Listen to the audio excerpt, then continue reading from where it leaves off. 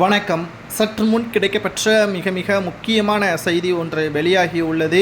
2G வழக்கில் திமுகவின் தற்பொழுது சிட்டிங் எம்பியாக இருக்கக்கூடிய கனிமொழி, ராசா, தயாநிதி மாறன் இவர்களுக்கு 14 ஆண்டுகள் வரை சிறை தண்டனை வழங்குவதற்கான ஏற்பாடுகளை சிபிஐ துறையினர் டெல்லி சிறப்பு சிபிஐ நீதிமன்றத்தில் வழக்கு விசாரணை நடைபெற்று கொண்டிருக்கிறது.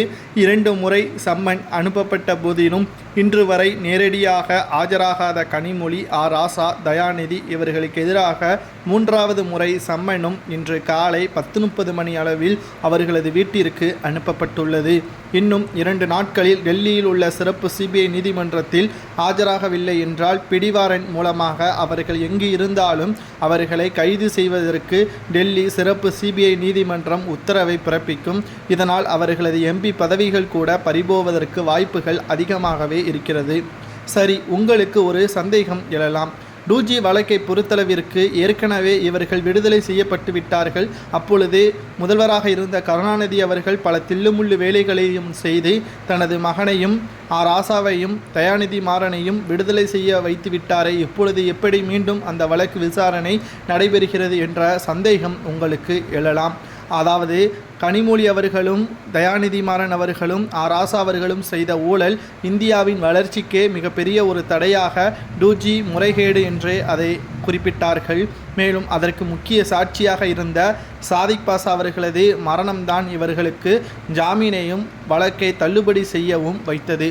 ஆனால் அவர் இறப்பதற்கு முன்பாக தனக்கு தேவையான அனைத்து ஆவணங்களையும் அவரது மனைவிற்கு கொடுத்துவிட்டார்.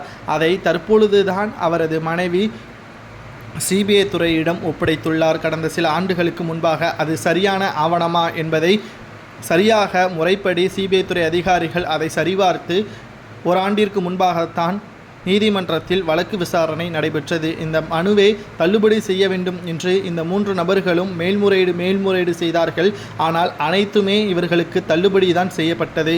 இவர்களது மனு மட்டும்தான் தள்ளுபடி செய்யப்பட்ட காரணத்தினால் தற்பொழுது சாதிக் பாஷாவின் மனைவி கொடுத்த மனு ஏற்றுக்கொள்ளப்பட்டிருப்பதன் காரணமாகத்தான் விசாரணைக்காக இவர்களை அழைத்திருக்கிறது சிபிஐ துறை. இந்த வழக்கு விசாரணையின் முடிவில் நிச்சயம் இவர்கள் குற்றவாளிகள் என்று அறிவிக்கப்பட்டால் தேச துரோக வழக்கில் இவர்கள் ஈடுபட்டதாக கூறி இவர்களது சொத்துக்களும் இவர்களது பதவிகளும் பறிக்கப்பட்டு எத்தனை ஆண்டுகள் வழங்கலாம் என்று நாம் கேட்டபொழுது சுமார் 14 ஆண்டுகள் வரை சிறை தண்டனை கொடுக்கப்படுவதற்கு வாய்ப்புகள் இருப்பதாக தெரிய வருகிறது.